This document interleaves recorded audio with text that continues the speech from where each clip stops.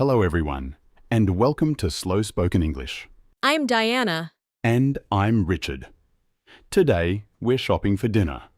But we're also talking about something many people have noticed recently: the rising cost of groceries. We'll discuss budgets, special offers, smaller packet sizes, and why the same shopping trolley seems to cost more than it used to. During our advanced English conversation, we'll ask you 15 comprehension questions all up. So listen carefully and try to remember the details and opinions you hear. Plus, don't forget to subscribe to our Slow Spoken English channel if you haven't already for our weekly natural conversations. All right, let's get a trolley. A small trolley, please. Are you expecting me to fill the large one with biscuits? I'm expecting you to consider it. That is fair. We only need ingredients for dinner: rice, vegetables, beans, and something for dessert. Something for dessert wasn't on the list. It's been a long week. An excellent financial argument. I knew you'd understand. The rice is in this aisle. I bought this same packet last month. I'm sure it was cheaper. How much is it now? $7.50. That does seem high. The larger packet is $11, but the unit price is lower. So the larger one is better value.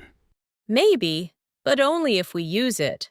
Spending more money to save money always feels slightly strange. Especially when your budget is already tight. Exactly. Better value doesn't always mean more affordable today. Comprehension. Question 1. How much does the smaller packet of rice cost? It costs $7.50. That distinction between value and affordability matters. It does. People often say, just buy in bulk, but not everyone can pay more upfront or store large quantities at home. And people living alone may not need the larger size. Let's take the smaller packet. Even though it costs more per kilogram? Yes, it fits this week's budget. Comprehension. Question 2. Why does Diana choose the smaller packet of rice? Because it fits this week's budget. Here are the beans. This can look smaller than it used to. It probably is. The price is the same though. That's shrinkflation. The packet becomes smaller, but the price stays the same or increases. It can be difficult to notice. That's why I check the weight, not only the price. You really are an accountant everywhere you go. Numbers don't stop existing when I leave the office. Unfortunately. You say that now, but you'll be grateful when we stay within budget. Comprehension. Question 3. What does Diana check when comparing products? I check the weight as well as the price. These beans are on special. 3 cans for $6. We only need one. But the sign says we're saving money. The sign would like us to believe that. You don't trust supermarket signs? I trust that they are designed to make us buy more. That sounds almost philosophical. It's also practical. A discount is not a saving if you buy something you don't need. So we take just 1 can? Yes. Otherwise, it becomes an impulse purchase wearing a sensible hat. Comprehension. Question 4. Why do I decide not to buy 3 cans of beans? Because we only need 1 can. Let's look at the vegetables. These capsicums are expensive. They've probably traveled a long way, or they may be out of season. Sometimes people are told to eat fresh, healthy food, but the healthier option can cost much more. And that creates a difficult choice for families with limited money. Yes. People may understand what a healthy diet looks like and still be unable to afford it. And that is often missing from conversations about personal responsibility. People are judged for their choices without anyone asking what choices were genuinely available. Comprehension. Question 5. Why might the capsicums be expensive? They may have traveled a long way or be out of season. These carrots are cheaper, and they're grown locally. Let's get those instead. They're not perfectly shaped. Neither are you. but I still invite you to dinner. That was unexpectedly personal. You walked into it. The carrots will taste the same. Exactly. Food doesn't need to look perfect to be good. Comprehension. Question 6. Which vegetable do we choose instead of capsicums? We chose locally grown carrots. Do you think supermarkets are responsible for making food affordable? Partly.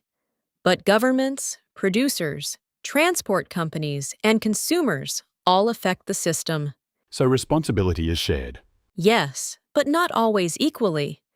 A person choosing between rent and groceries has less power than a large company setting prices. I agree. Still, individual choices matter when people actually have a choice. That's the difficult part.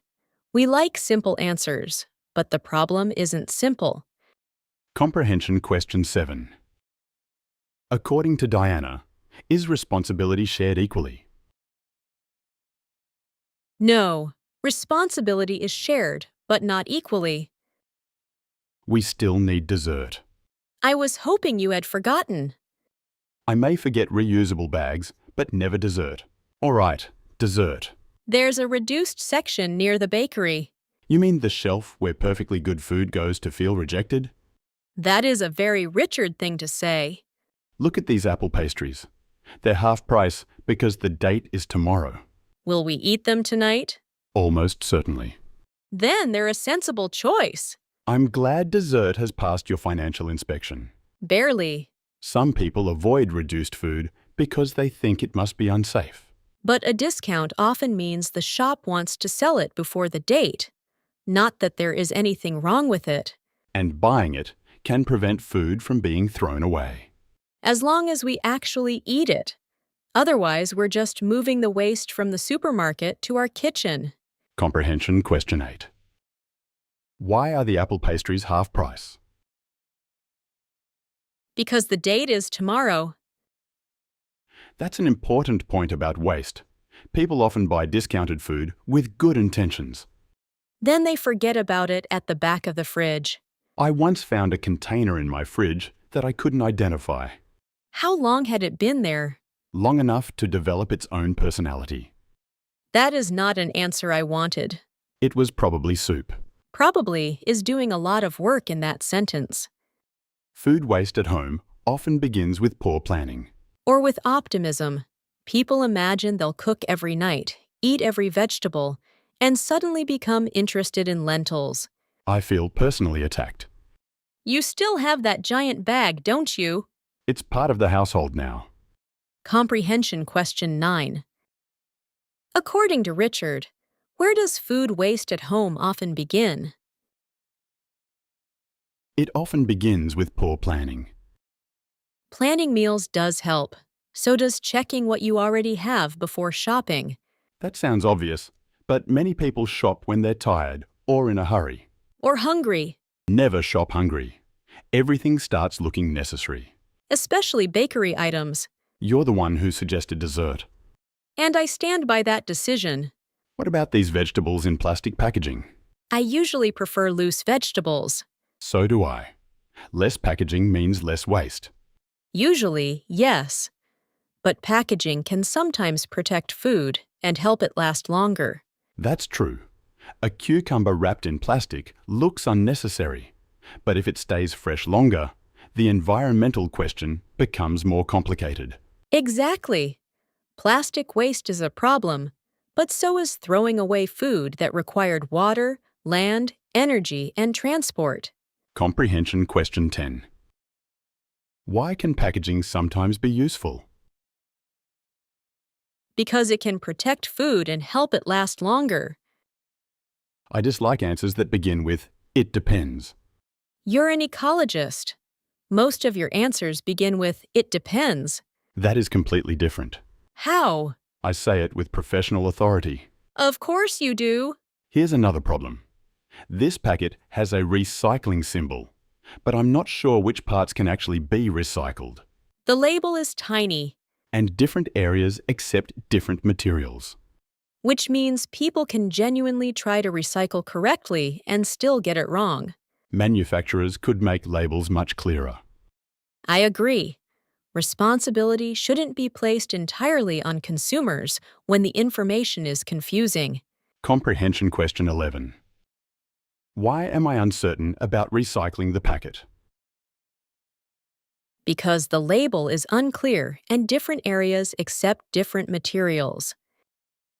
Do you think individual recycling habits make much difference? Yes, but not enough on their own. That's close to my view. I know. I allowed you to influence me slightly.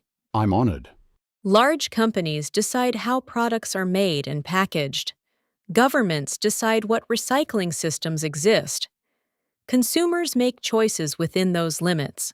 So telling people to shop responsibly can sound simple, even when the system makes responsible choices difficult or expensive. Yes, someone with more money and time can compare products, visit different shops, buy in bulk, and cook from scratch. Someone working 2 jobs may need the quickest affordable option. And that doesn't mean they don't care about the environment. Comprehension question 12. Why might some people choose the quickest food option? Because they may have limited time, money, or energy. That is where conversations about responsibility can become unfair, People sometimes turn personal habits into moral judgments. as though an expensive reusable product automatically makes someone a better person. Or as though one takeaway meal proves someone is irresponsible. Real life is messier than that. Still, I don't want the system as complicated to become an excuse for doing nothing. Neither do I. Small habits matter, especially when many people adopt them. Using leftovers, planning meals, freezing food, and buying only what we need are all realistic. And they can save money as well as reduce waste. Comprehension question 13. What are 2 benefits of using leftovers and planning meals? They can save money and reduce food waste. I think responsibility is shared, but people and organizations with more power should carry more of it. That seems fair. A household can avoid wasting a loaf of bread, but it cannot redesign a national food system.